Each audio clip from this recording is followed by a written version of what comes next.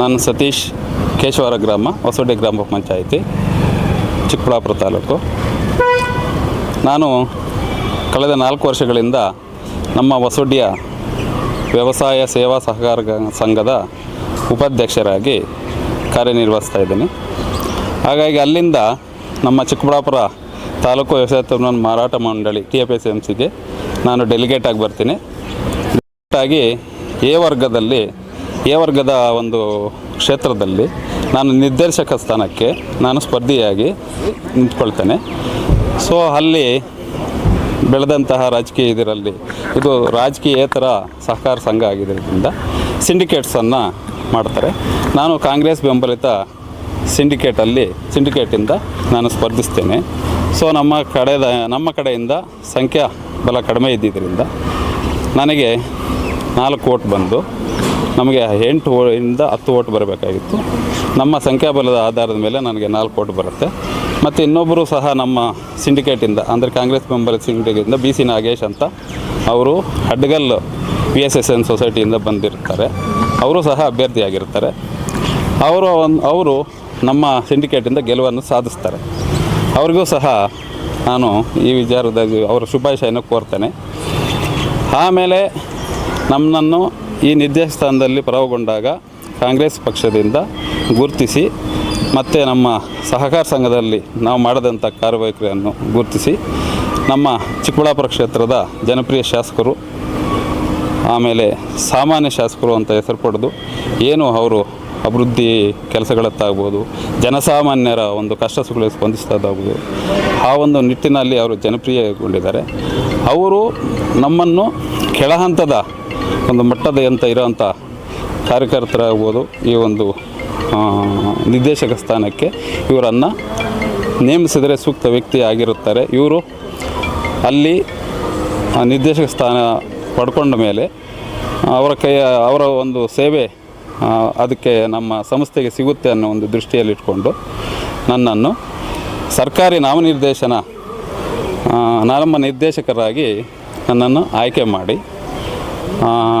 ನಮ್ಮ ಶಾಸಕರು ಹಾಗೂ ಜಿಲ್ಲಾ ಉಸ್ತುವಾರಿ ಸಚಿವರಾದಂಥ MC ಸುಧಾಕರ್ ಸರ್ ಅವರು ಇವರೆಲ್ಲ ಗುರುತಿಸಿ ಈ ದಿನ ನನಗೆ TFSMCನ ಸರ್ಕಾರಿ ನಾಮನಿರ್ದೇಶನ ಸ್ಥಾನವನ್ನು ಅವರು ನನಗೆ ಒದಗಿಸ್ಕೊಟ್ಟಿರುತ್ತಾರೆ. ಈ ಒಂದು ಒದಗಿಸ್ಕೊಟ್ಟಂತಹ ಸಮಯದಲ್ಲಿ ನಾನು ಅವರಿಗೆ ನನ್ನ ಹೃದಯಪೂರ್ವಕವಾದ ಕೃತಜ್ಞತೆಗಳನ್ನು ಜನಪ್ರಿಯ ಶಾಸಕರಾದಂಥ ಪ್ರದೀಪ್ ಈಶ್ವರ್ ಸರ್ ಅವರಿಗೆ ಮತ್ತು MC ಸುಧಾಕರ್ ಸರ್ ಅವರಿಗೆ ನನ್ನ ಹೃದಯಪೂರ್ವಕ ಕೃತಜ್ಞತೆಗಳು ಮತ್ತು ಧನ್ಯವಾದಗಳನ್ನು ಅರ್ಪಿಸ್ತೇನೆ. ಹಾಗೂ ಈ ಒಂದು ನಿರ್ದೇಶಕ ಸ್ಥಾನ ಆಯ್ಕೆಯಾಗಲು ಸಹಕರಿಸಿದ ನಮ್ಮ ಎಲ್ಲ ತಾಲೂಕಿನ ಕಾಂಗ್ರೆಸ್ ಪಕ್ಷದ ಅಧ್ಯಕ್ಷ ಪದಾಧಿಕಾರಿಗಳು ಮತ್ತು ಕಾರ್ಯಕರ್ತರು, ಮುಖಂಡರು, ಯುವ ಮುಖಂಡರು ಯಾರ್ಯಾರು ಎಲ್ಲ ನನಗೆ ಸಹಕಾರ ಕೊಟ್ಟು ಈ ನಿರ್ದೇಶಕ ಸ್ಥಾನ ನನಗೆ ದೊರಕಲು ಅನುವು ಮಾಡಿಕೊಟ್ಟಿದ್ದಾರೆ. ಅವರಿಗೆಲ್ಲ ನನ್ನ ಹೃದಯಪೂರ್ವಕ ಕೃತಜ್ಞತೆಗಳು ಮತ್ತು ಧನ್ಯವಾದಗಳನ್ನು ನಾನು ಅರ್ಪಿಸಲು ಇಷ್ಟಪಡ್ತೀನಿ. ಈಗ ನೋಡಿ, ಸಹಕಾರ ಸಂಘದಲ್ಲಿ ಅದರದ್ದೇ ಆದಂಥ ಸಂಸ್ಥೆಯಲ್ಲಿ ಏನು ಒಂದು ಸಹಕಾರ ಅಂದರೆ ಎಲ್ಲರೂ ಒಟ್ಟಿಗೆ ಹೋಗುವಂಥ ಒಂದು ಸಂಸ್ಥೆ ಅದು. ಅಲ್ಲಿ ನಮಗೆ ಮೇಜರಾಗಿ ಏನು ಮಾಡ್ಬೋದು ಅಂದರೆ ರೈತರಿಗೆ ಅದು ಸಂಘ ಅಂದರೆ ರೈತರಿಗೆ ಸಂಬಂಧಪಟ್ಟಿದ್ದು. ತುಂಬ ರೈತರ ಶೇರಿಂದನೇ ಅದು ಸಂಘ ಆಗಿರೋದು. ಶೇರ್ ಅಮೌಂಟ್ ಏನಿದೆ ರೈತರ ಶೇರಿಂದನೇ ಅದು ಸಂಘವನ್ನು ಫಾರ್ಮೇಷನ್ ಮಾಡಿರ್ತಾರೆ. ಸೊ ರೈತರಿಗೆ ಒದಗಿಸ್ತಕ್ಕಂಥ ಸಾಲ ವಿತರಣೆ ಆಗ್ಬೋದು. ಆಮೇಲೆ ಇದು ಮಾರಾಟ ಮಂಡಳಿ, ಮಾರ್ಕೆಟಿಂಗು. ಅಲ್ಲಿ ಈಗ ನಮ್ಮ ಕೀಟನಾಶಕ, ರಾಸಾಯನಿಕ ಗೊಬ್ಬರ, ಆಮೇಲೆ ಏನು ಮೊದಲು ಇದು ಇತ್ತು ನಮ್ಮ ಫುಡ್ ಸೊಸೈಟೀಸು, ಅಂದರೆ ಪಡಿತರ ವಿತರಣೆ ಇಲ್ಲಿಂದ ಎಲ್ಲ ತಾಲೂಕಿಗೆ ವಿತರಣೆ ಆಗ್ತಾಯಿತ್ತು. ಅದು ಕಾರಣಾಂತರಗಳಿಂದ ಕೈಬಿಟ್ಟು ಹೋಗಿದೆ.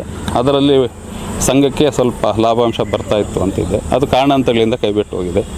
ನಾವು ಈ ಎಲ್ಲ ಬಾಡಿ ಫಾರ್ಮ್ ಆದಮೇಲೆ, ಈ ಒಂದು ಸಮಿತಿ ಫಾರ್ಮ್ ಆದಮೇಲೆ ನಾವು ಅದರ ಬಗ್ಗೆ ಏನು ಹಳೆಯ ಒಂದು ಫುಡ್ ಸೊಸೈಟಿದು ಅಂದರೆ ಪಡಿತರ ವಿತರಣೆದು ನಮ್ಮ ಸಂಘದಿಂದ ಬಿಟ್ಟು ಹೋಗಿದೆ. ಅದಕ್ಕೆ ಮೊದಲನೇ ಆದ್ಯತೆ ಕೊಟ್ಟು ಅದನ್ನು ಮತ್ತೆ ಸಂಘದ ಒಂದು ತೆಕ್ಕೆಗೆ ತಗೊಂಡು ಸಾರ್ವಜನಿಕರಿಗೆ ಸೇವೆ ಮಾಡಲು ಪ್ರಥಮ ಆದ್ಯತೆಯನ್ನು ಕೊಡಲು ನಾವು ಸಮಿತಿ ಸೇರಿದಾಗ ನಾವು ಅದನ್ನು ಪ್ರಸ್ತಾಪ ಮಾಡಿ ಅದ್ರ ಬಗ್ಗೆ ನಾವು ಸಮಿತಿ ಮುಖಾಂತರ ಒತ್ತಡ ಹಾಕಿ ಸರ್ಕಾರದ ಮೇಲೆ ಅದನ್ನು ಪಡ್ಕೋಬೇಕು ಅಂತ ಅಂದ್ಕೊಂಡಿದ್ದೀವಿ. ಆಮೇಲೆ ರೈತರಿಗೆ ಏನು ಬೆಳೆ ಸಾಲ ಮತ್ತು ಇನ್ನೊಂದು ಜಮೀನು ಮೇಲೆ ಸಾಲ ಏನಾದರೂ ಸಾಲ ಸೌಲಭ್ಯ ಸಹಕಾರ ಮಂಡಳಿಯಿಂದ ಏನೇನು ಸಿಗುತ್ತೆ ಅದನ್ನು ಪ್ರಾಮಾಣಿಕವಾಗಿ ಒಳ್ಳೆಯ ರೈತರನ್ನು ಗುರುತಿಸಿ ಅವರಿಗೆ ಬೆಂಬಲ ಕೊಟ್ಟು ಕೃಷಿ ಅಭಿವೃದ್ಧಿ ಕಡೆ ಗಮನ ಹರಿಸೋಕ್ಕೆ ರೈತರಿಗೆ ಬೆಂಬಲವಾಗಿ ನಿಂತ್ಕೊಳ್ಳೋಕ್ಕೆ ಈ ಸಹಕಾರ ಸಂಘದಿಂದ ಏನೇನು ಅನುಕೂಲತೆ ಇದೆ, ಯಾವ ರೀತಿ ನಾವು ಅವ್ರ ಕೈ ಬಲಪಡಿಸ್ಬೋದು ಅದ್ರ ಬಗ್ಗೆ ನಾವು ಅಲ್ಲಿ ಗಮನವನ್ನು ಕೊಟ್ಟು ಆ ಕೆಲಸನ ಮಾಡ್ತೀವಿ ಅಂತ ಹೇಳ್ತೀನಿ.